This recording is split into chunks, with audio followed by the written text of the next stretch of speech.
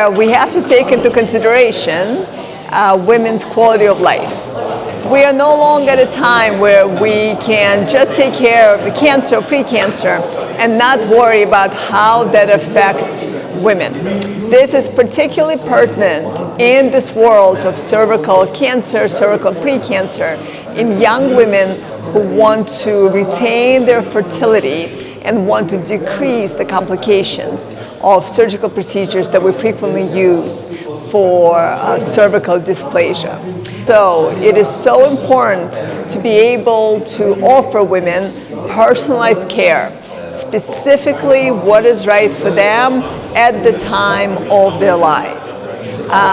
Being able to offer conservative management for women with cervical dysplasia is an amazing opportunity because it can decrease the toxicity and morbidity of cervical interventions such as comb biopsies and LEEPs. So I think it's more and more important to be able to have conservative management for cervical dysplasia that avoids surgical procedures, that allows women to retain fertility and decrease possible risks and complications of surgical procedures.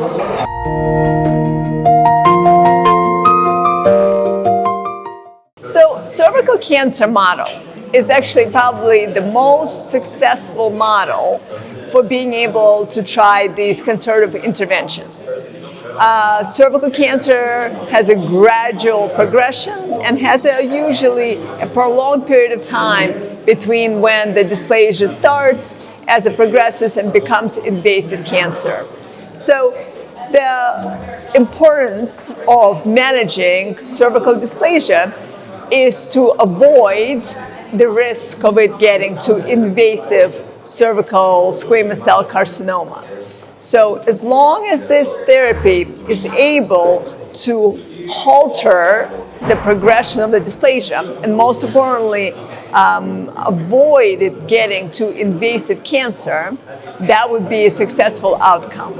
Additionally, we know that these cancers are virally mediated and that cervical cancer in particular is driven by the HPV vaccine.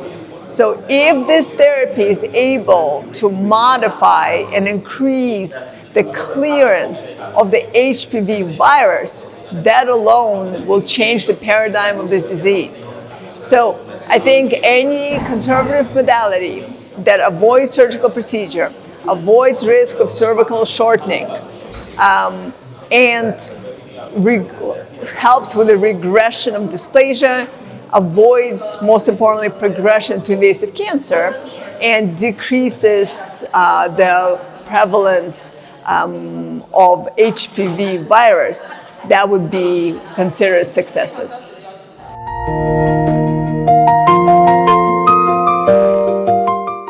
So I was very impressed by the data that was presented in this conservative management.